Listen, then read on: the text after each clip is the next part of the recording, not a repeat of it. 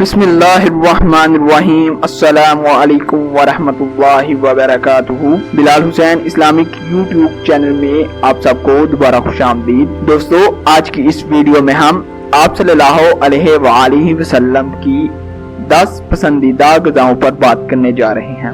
Video کا باقاعدہ آغاز کرنے سے پہلے آپ سے چھوٹی سی ریکویسٹ ہے کہ اگر ابھی تک آپ نے میرے چینل کو سبسکرائب نہیں کیا تو سبسکرائب کیجئے اور ساتھ میں دیے ہوئے بیل آئیکن کو ضرور کلک کیجئے۔ بڑھتے ہیں ویڈیو کے ٹاپک کی طرف۔ جیسا کہ آپ سب کو معلوم ہے کہ اللہ تعالیٰ نے زمین پر انسانوں کے لیے بے شمار نعمتیں عطا کی ہیں۔ ان نعمتوں میں خوراک، پانی، پناہ گاہ اور خدا کی دیگر قدرتی تحفے شامل ہیں۔ غذا دنیا میں ہر انسان کے لیے ضروری ہے اور اللہ تعالیٰ کے پیارے حبیب حضرت محمد صلی اللہ علیہ وآلہ وسلم کی عادت مبارکہ یہ تھی کہ جس قسم کا کھانا آپ صلی اللہ علیہ وآلہ وسلم کے سامنے پیش کیا جاتا، آپ صلی اللہ علیہ وآلہ وسلم اسے تناول فرما لیتے۔ لیکن حضور صلی اللہ علیہ وآلہ وسلم کو 10 ایسی چیزیں جو کہ کھانے میں بہت ہی زیادہ محبوب تھیں، ان میں سب سے پہلا نمبر کھجور کا آتا ہے۔ کھجور اہل عرب میں عموماً خوراک کے طور پر استعمال کی جاتی ہے۔ حضور نبی کریم صلی اللہ علیہ وآلہ وسلم نے کھجور کی بڑی تعریف فرمائی،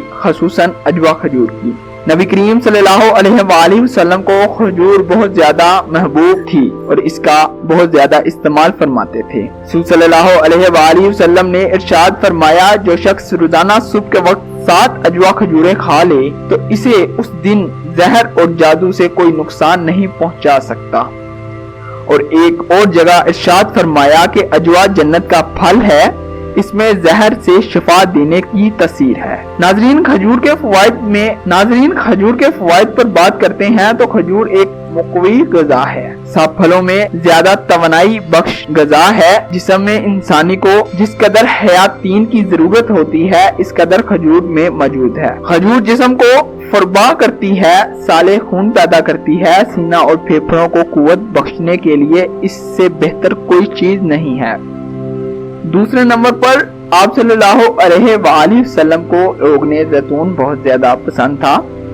حضرت محمد صلی اللہ علیہ وآلہ وسلم روغن زیتون کو بہت زیادہ پسند فرمایا کرتے اور نبی کریم صلی اللہ علیہ وآلہ وسلم روٹی پر زیتون کا تیل لگا کر تناول فرمایا کرتے تھے۔ قرآن میں زیتون کا ذکر آیا ہے اور رسول صلی اللہ علیہ وآلہ وسلم نے ارشاد فرمایا کہ زیتون کا تیل کھایا کرو اور مالش میں استعمال کیا کرو، اس لیے کہ وہ مبارک درخت سے پیدا ہوتا ہے۔ زیتون بھی ایک ایسا پھل ہے جس کے فوائد بے شمار ہیں۔ زیتون کا تیل دنیا کا وہ واحد تیل ہے جو چربی میں تبدیل نہیں ہوتا اور یہ امراض قلب اور موٹاپے سے انسان کو بچاتا ہے۔ روغن زیتون استعمال کرنے والے افراد دل کی بیماریوں سے محفوظ رہتے ہیں۔ زیتون کا تیل جوڑوں اور پٹھوں کے درد، سانس کی بیماریوں، کولیسٹرول کے مسائل، بلڈ پریشر، گردوں کے امراض، موٹاپے اور فالج سمیت مختلف امراض سے انسان کو محفوظ رکھنے کے لیے غیر معمولی صلاحیت رکھتا ہے۔ تیسرے نمبر پر بات کرنے جا رہے ہیں دودھ کی۔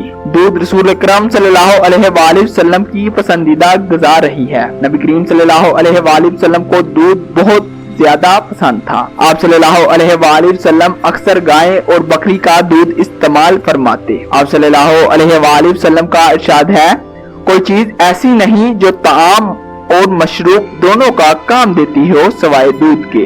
حضرت صہیب رضی اللہ تعالی عنہ سے روایت ہے کہ آپ صلی اللہ علیہ وآلہ وسلم نے ارشاد فرمایا، تم لوگ گائے کے دودھ کو اپنے لیے لازم قرار دے دو کیونکہ یہ شفا بخش ہے اور اس کا عقید دوا ہے۔ دوستو، اگر دودھ کے فوائد پر نظر ڈالی جائے تو حضرت انسان کے لیے ایک مکمل غذا کے طور پر کام کرتا ہے اور اس سے بہتر غذا شاید ہی کوئی ہو۔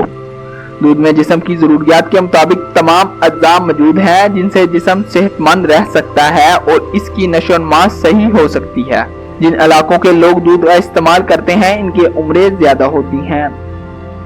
چوتھے نمبر پر ہم بات کرنے جا رہے ہیں شہد کی۔ رسول اکرم صلی اللہ علیہ وآلہ وسلم کو شہد بہت زیادہ پسند تھا اور اس کا بہت استعمال فرماتے تھے۔ حضرت عائشہ رضی اللہ تعالی عنہ سے روایت ہے کہ آپ صلی اللہ علیہ وآلہ وسلم شہد پسند فرماتے تھے اور شہد کی شفا بخشی کا ذکر قرآن میں بھی آیا ہے اور اسے موت کے علاوہ ہر مرض کا علاج قرار دیا گیا ہے۔ شہد بھی اپنے اندر بہت زیادہ فوائد رکھنے کا حامی ہے۔ شہد کے بارے میں یہ بات طے شدہ ہے کہ یہ بہت سے امراض میں مفید ہے اور اس کا استعمال جسم کو امراض سے محفوظ رکھتا ہے۔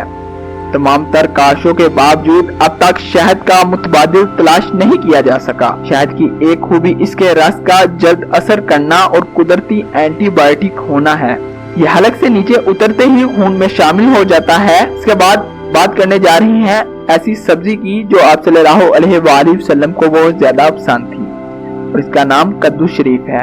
حضور اکرم صلی اللہ علیہ وآلہ وسلم کو سبزیوں میں سب سے زیادہ پسندیدہ سبزی کدو تھی۔ حضرت انس رضی اللہ تعالیٰ عنہ سے حدیث مروی ہے کہ آپ صلی اللہ علیہ وآلہ وسلم کو ایک دعوت میں جو کی روٹی اور کدو گوشت کا شوربہ پیش کیا گیا۔ میں نے حضور اکرم صلی اللہ علیہ وآلہ وسلم کو دیکھا کہ پیالے کے کناروں سے کدو تلاش فرما کر تناول فرما رہے تھے۔ حضرت انس فرماتے ہیں کہ میں اس روز کے بعد ہمیشہ کدو کو پسند کرنے لگا۔ اس کے بعد باری آتی ہے جو کی روٹی کی۔ نبی کریم صلی اللہ علیہ وآلہ وسلم کی مرغوب غذاؤں میں جو بھی شامل تھا۔ حضرت محمد صلی اللہ علیہ وآلہ وسلم جو کی روٹی کو بہت پسند فرماتے تھے۔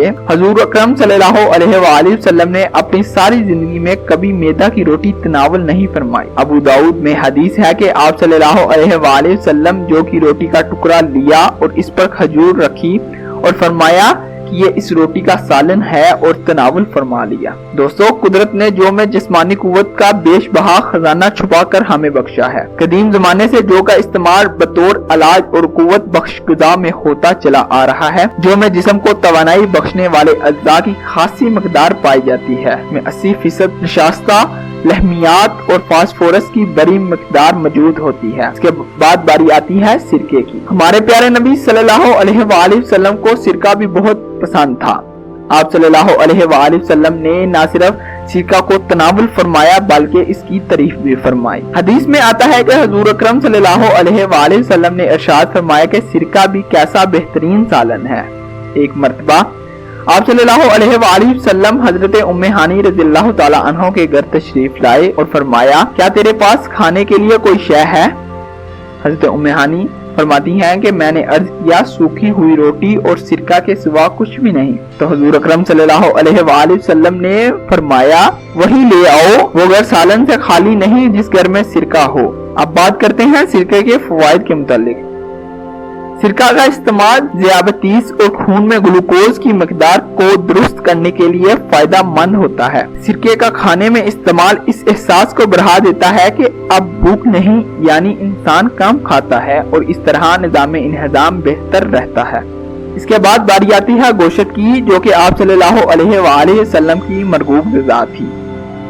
حضور اکرم صلی اللہ علیہ وآلہ وسلم نے فرمایا، دنیا و جنت دونوں جگہ سب کھانوں کا سردار گوشت ہے۔ حضور اکرم صلی اللہ علیہ وآلہ وسلم شوربے والا اور بنا ہوا گوشت شوق سے تناول فرمایا کرتے تھے۔ حضرت ابو ہریرہ رضی اللہ تعالی عنہ فرماتے ہیں کہ حضور اکرم صلی اللہ علیہ وآلہ وسلم کی خدمت اقدس میں کہیں سے بکری کا گوشت آیا، اس میں سے دستی کا گوشت آپ صلی اللہ علیہ وآلہ وسلم کی خدمت میں پیش کیا گیا۔ آپ صلی اللہ علیہ وآلہ وسلم نے اسے دانتوں سے کاٹ کر تناول فرمایا۔ فوائد کے بارے بات کریں تو گوشت جسم انسانی کی صحت و توانائی کے لیے بہت مفید قرار دیا جاتا ہے۔ اس میں جسم کی طاقت و توانائی کے لیے اہم اجزاء ہوتے ہیں، اسی لیے گوشت ہر خاص و عام میں مقبول ہے۔ اس کے بعد باری آتی ہے انجیر کی۔ انجیر بھی حضرت محمد صلی اللہ علیہ وآلہ وسلم کی پسندیدہ غذاؤں میں سے ایک ہے۔ حضرت محمد صلی اللہ علیہ وآلہ وسلم نے فرمایا، انجیر جنت کا پھل ہے۔ انجیر ایسا پھل ہے کہ جس کے فوائد گنوائے جائیں تو وہ کافی وقت صرف ہو،